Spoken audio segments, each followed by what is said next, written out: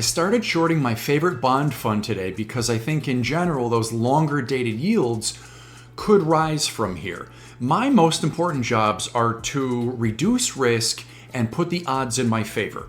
And with the US 20-year yield down a lot over the last several days, we have not been this low since late April, and possibly coming down to a yield of about 4.62%, which could, I don't have a crystal ball, could be about the most that the 20-year yield comes down.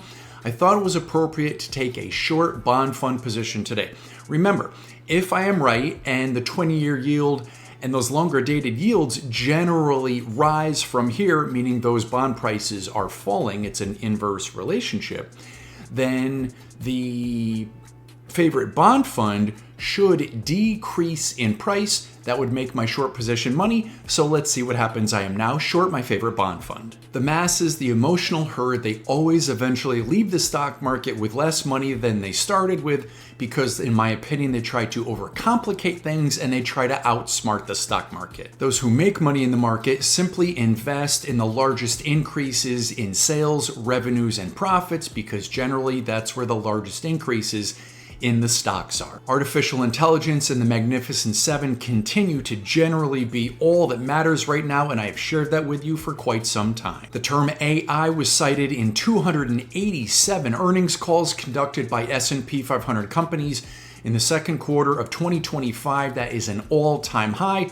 according to FactSet and as posted by the Kabasi letter. This surpasses the previous record of 247 mentions of AI made back in the fourth quarter of 2024, and the figure has quadrupled over the last 3 years. Amazing. If you're not invested in the Mag 7 by now, you're being left behind. The S&P 500 up fractionally as of 2:34 this afternoon, in my opinion, still not making a confirmed breakout above 6,467. The Magnificent Seven collectively doing much better than the S&P 500 today, but still doing pretty good. Could actually close at a brand new all-time high in the S&P 500. Let's see how we are at the close. Gold up a little bit today as of about 2:30. The trade continues to be amazing. I've had several people email me and say, John, I missed the gold trade. What can I do now? And there is no good answer.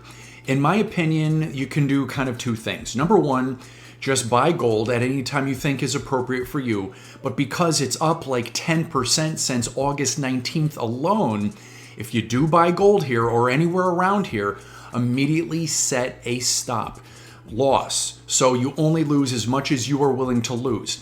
If gold, after you buy it, does come up, change that stop loss to a trailing stop loss of your choice to lock in those gains should gold come up and then start to fall back. If you would like to wait and possibly get a better deal, maybe wait and see if gold comes back down to what I think is that minor breakout level at about $3,604 an ounce. If it comes down there, maybe you choose, if it's right for you, to buy it there. Again, set the immediate stop, so if the trade goes against you, you only lose what you were willing to lose.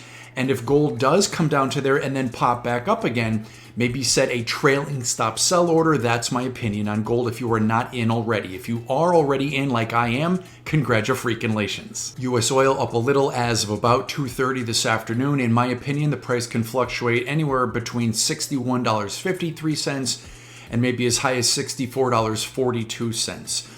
In my opinion, because I'm not in a crude oil trade right now, it is not high enough for me to short it, is not low enough for me to buy it, so I'm patiently waiting for the next crude oil trade to come to me. I am not forcing trades. Natural gas is confirming as of 2:21 this afternoon the minor breakout level above $3.02 a cubic foot. Let's see what happens at the close.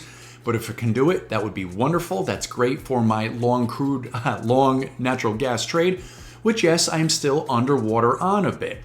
The next really bullish item would be a unconfirmed and then a confirmed breakout above $3.09 a cubic foot. Wholesale level inflation data out before the bell to morning at 0830 PPI. Watch how the emotional herd reacts and be ready. This is not investment advice, and if you don't know me, I'm John Crocker, professional investor, proud American, cigar lover, and owner of Crocker Capital, LLC.